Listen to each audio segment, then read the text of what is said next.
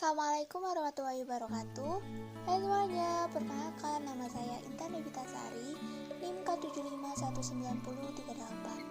Di sini saya adalah mahasiswi pendidikan administrasi perkantoran Universitas 11 Maret. Di sini saya akan memenuhi tugas akhir semester 2 mata kuliah komunikasi perkantoran dengan subtema konsep dasar komunikasi. Selamat menyaksikan. Baik, saya akan memulai presentasi tentang konsep dasar komunikasi. Yang pertama yaitu adalah pengertian. Di sini ada beberapa pengertian dari para ahli. Yang pertama yaitu dari Murphy and Mendelssohn. Menurut Murphy and Mendelssohn, pengertian komunikasi adalah sebuah upaya yang dilakukan untuk mempertahankan dan menjalin hubungan interpersonal. Yang kedua yaitu menurut Gina Amar SH. Pengertian komunikasi merupakan seni untuk menyampaikan ide-ide atau informasi tertentu dari seseorang kepada orang lain. Yang ketiga yaitu menurut James A.F. Stoner. Menurut beliau, komunikasi adalah suatu proses seseorang yang berusaha untuk memberikan pengertian dan informasi dengan cara menyampaikan pesan kepada orang lain.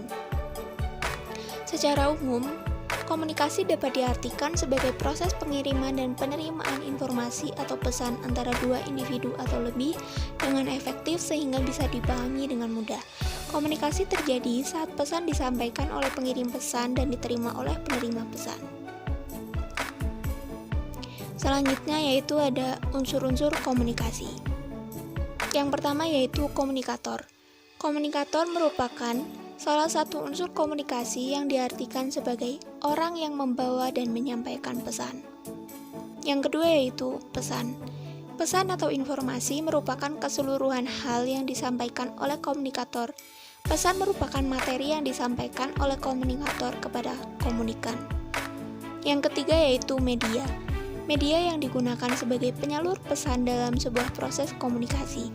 Contohnya adalah telepon, aplikasi chatting, dan juga Skype. Yang keempat yaitu komunikan. Komunikan adalah orang yang menerima pesan atau berita yang disampaikan oleh komunikator. Komunikan dapat terdiri dari satu orang atau lebih. Yang kelima yaitu dampak atau efek. Perbedaan yang dialami oleh komunikan sebelum dan sesudah menerima pesan.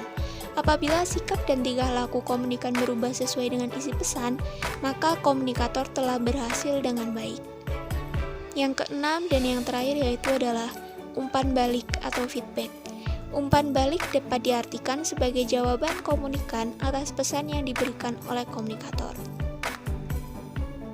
Selanjutnya yaitu ada proses komunikasi.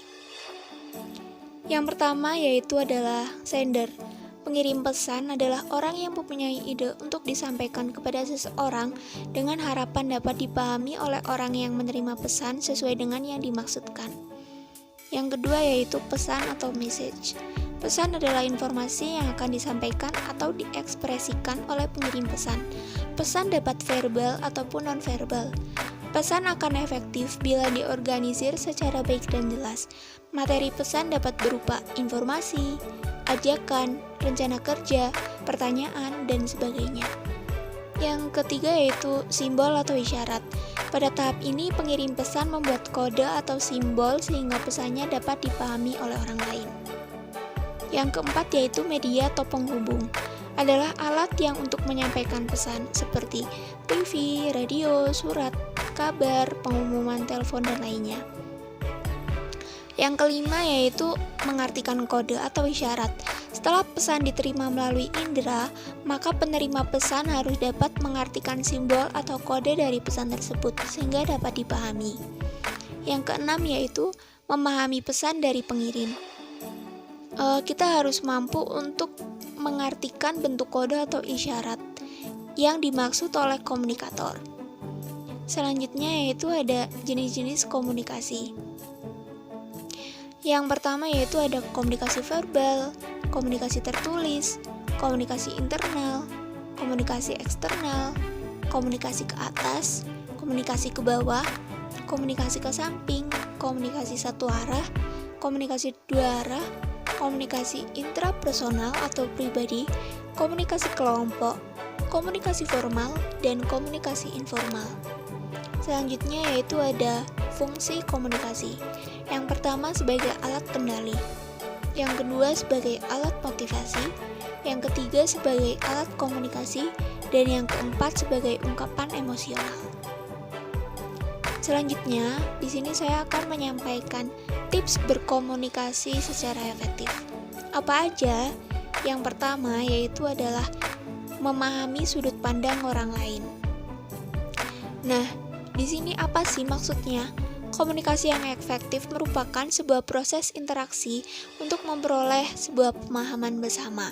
Melalui sudut pandang orang lain, kita akan memudahkan proses dalam komunikasi itu sendiri.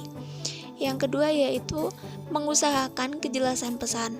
Kesalahpahaman terjadi saat hal yang kita ungkapkan tidak jelas bagi orang lain.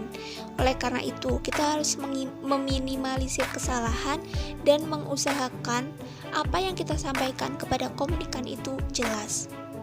Yang selanjutnya yaitu perhatikan bahasa tubuh. Ketika kita berbicara, maka kita harus memperhatikan bahasa tubuh juga. Di antaranya ekspresi muka, sorot mata, postur tubuh, nada bicara, dan lain-lain. Mungkin itu yang bisa saya sampaikan. Semoga bisa bermanfaat.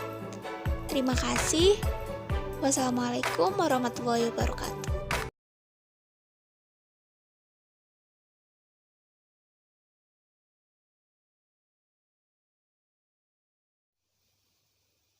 Hai semuanya, perkenalkan,